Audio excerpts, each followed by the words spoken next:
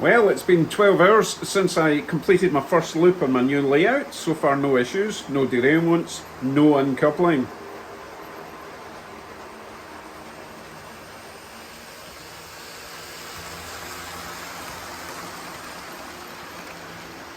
It's a big one. Today, bridge safety.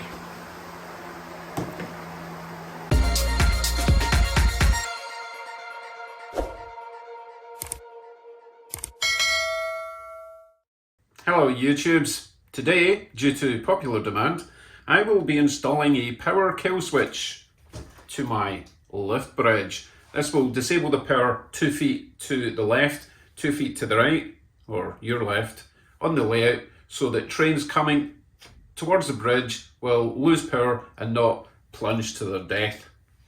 Now, we don't need a huge amount of parts for this little project, so let me walk you through it.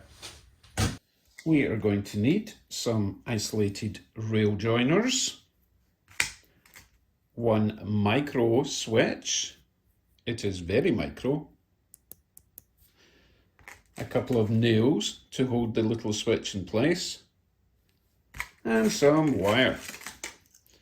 Tools required: soldering iron, wire snips, wire strippers.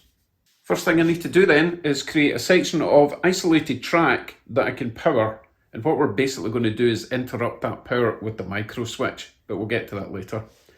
Let's power up some track.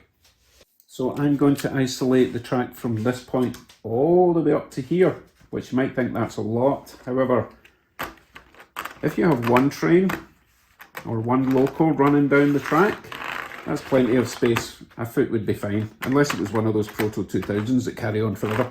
But what if you want to run a couple of locos and a consist? Well, this one would end up just pushing this one off the cliff. So that's enough for almost three normal size locos, or 2.5 big ones. So that's why I'm going all the way down to there. So first thing, before I remove that and put the isolators in, I'm going to just mark a couple of dots where I'm going to send the power up to the track, and I need to check underneath, so I'm not going to drill through anything, because I'm going to drill a hole through there and there. Mark on the rails where I'm going to be soldering those feeders to. Now we can remove the track. Now I really want to get this track exactly back in where I took it out, because it's lined up with my bridge at the moment. So I need to be careful how I remove these nails. If I can remove these nails. They're only anti-cork, it's not like they're super strong, but I don't want to break the ties, the sleepers. So just be gentle with them. I don't like levering it up with the sleeper, but sometimes you get no option. And hopefully we'll be able to put this back in exactly. Yeah, I can see the nail holes, so we should be able to line that back up again. Okay, one more at the back.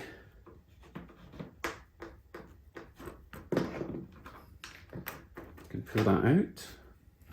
Get our insulated joiners.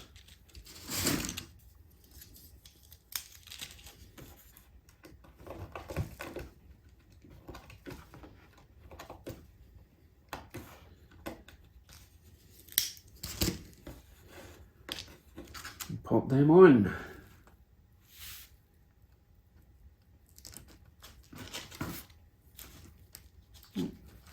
Need to trim that one down, it's a wee bit messy. You see that? Oh, that won't do at all.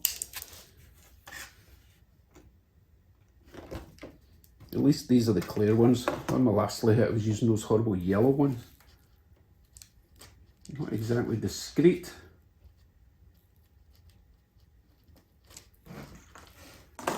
Okay, that's our insulated joiners on. So before we put the track back on, I'm going to drill a couple of holes.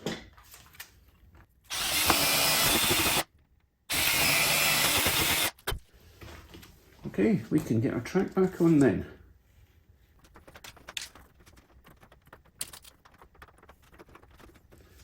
Try and line up our nails.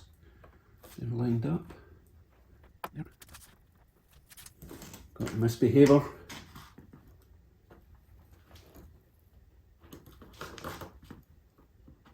I was very happy with where it was before. Okay, we're all lined up. Push you all in. Excellent. So that's where it was before. The holes are lined up with where I'm going to solder on. Okay, so what is next? Track feeder wires. Now, we're actually only going to interfere, that's the wrong term, interrupt one of these wires. One of them is just going to go from the inside rail, which I'm kind of classing as the negative, which doesn't really make sense in DCC, so just ignore that. Anyway, it's the black and white wire will not be getting interrupted. We're going to interrupt the red and white wire. Okay, so I can solder these to the rails for now, and then we can worry about what happens underneath when we get to that, okay? So this is my black and white wire. Well, it's just white, but the other one's white and red, so this is my inside rail, or the negative as I like to call it. That needs to come up that side there. Let me go fishing for a hole. Oh wow, got it right first time. So that's going to get soldered on to that side. Now we need a bit of red wire. Now the red wire will be going to the switch, so it doesn't go straight down and into the bus line, if you like. But it does need to attach to the rail. So let me solder them on. Let's get some flux on the area we're going to solder first.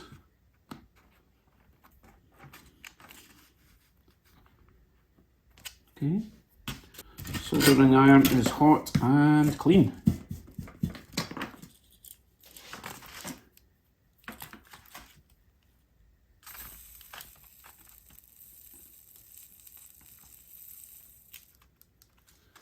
Okay, one side. Try not to melt my sleeper.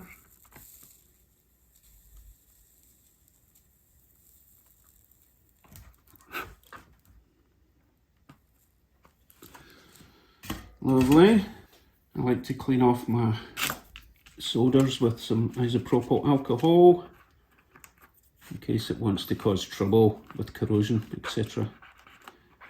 Also removing my Sharpie mark. No visible sign of damage to my ties, which is awesome. I used to melt those all the time until I realised that my soldering iron was garbage. Right, just need to snip these, or strip these back a little bit. Oh, a bit more than that. Okay, now I'm going to add a little 90-degree bend so that they can hook on to the rails.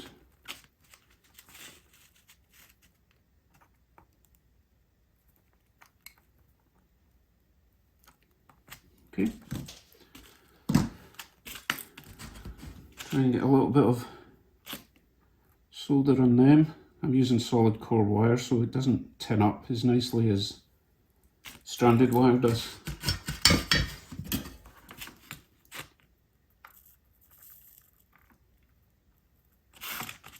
It should just help a little bit to make them bond. Right, let's get you on. Tweezers is probably a good idea at this point.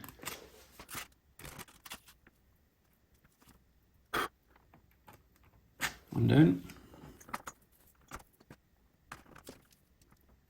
Oh, I'm sorry, you're missing the magic. That's better. You're still missing the magic.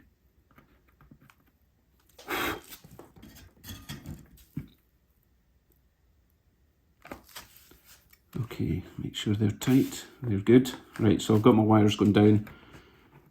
Inside, or black and white wire, is going to go to the bus line, negative, or black wire in my case.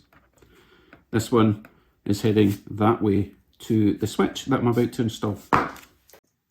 So this is the red wire coming from the right hand rail. It's going to go into the switch, and then it has to return out of the switch back through this hole and go to my bus wire feed. So I need to poke another wire through there, which will also be red. But what I'm going to do is keep that one longer for now. so I don't get them confused. Okay, and this one will get attached to the bus wire as I mentioned before. So let's see what we're going to do with this little switch. Now I'm going to start this bit by saying I am no professional, I am barely an amateur. All these switches are going to be different, but from what I've read and looked on the old internet, I can use this 3-prong switch, but I'll actually need to use 2 pins. All I'm really trying to do is interrupt the power flowing between 2 of them. Either it's power is on when it's closed and then power is cut when it's open, because this is going to sit here, and when the bridge makes contact it'll activate that switch, and when you lift the bridge up it deactivates the switch, cuts the power to this section here. Okay, question is which connections am I going to use?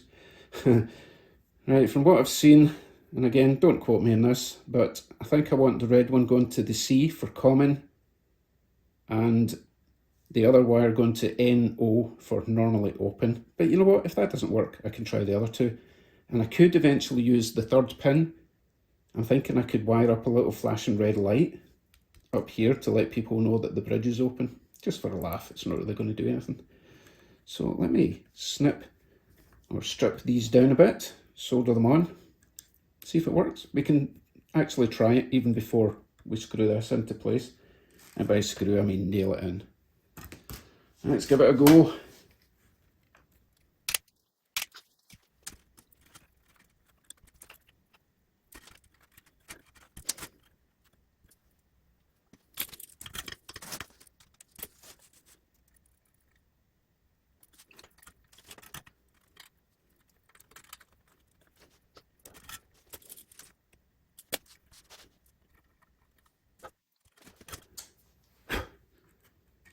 Right, oh that didn't work. You know, people are always saying you shouldn't always use flux, but I'm going to use flux because that did not give me a good connection. In fact, I might do the first one again as well.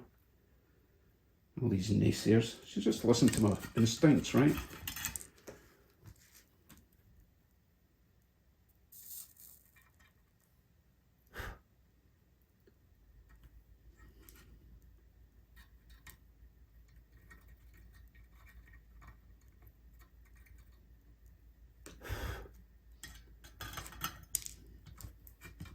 That's better.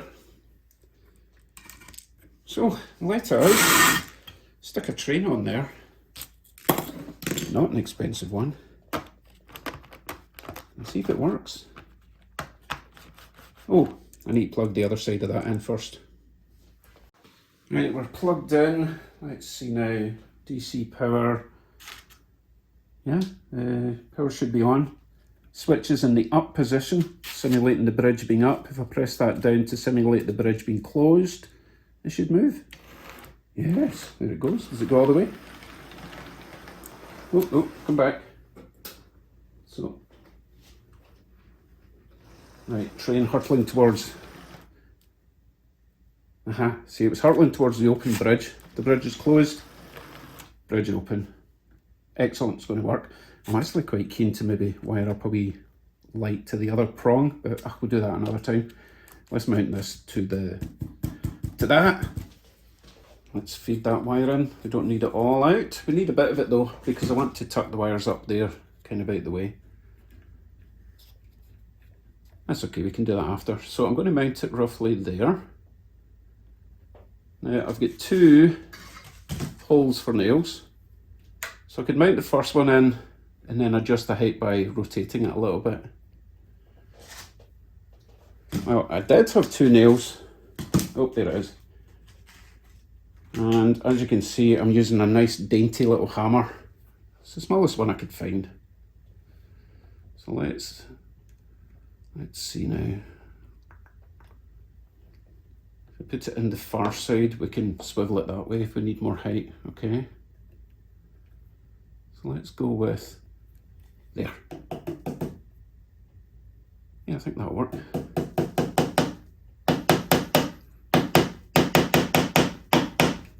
So we can either have it nice and low or it can go way up high. I Actually, maybe too high. Let's close the bridge, see what happens.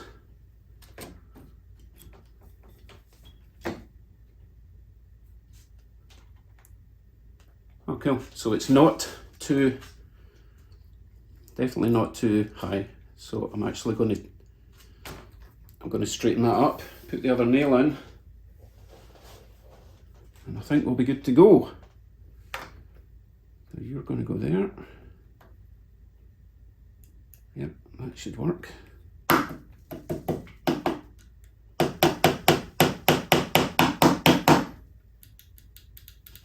Right, let's give it a go. Well, let me test first, hold on.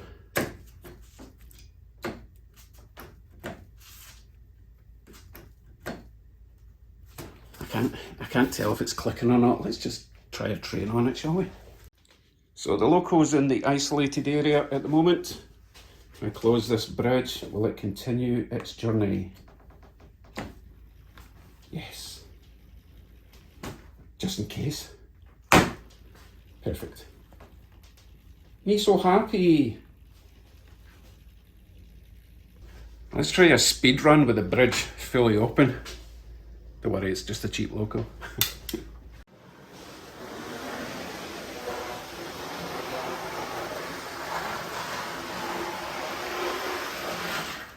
Excellent, excellent, wonderful.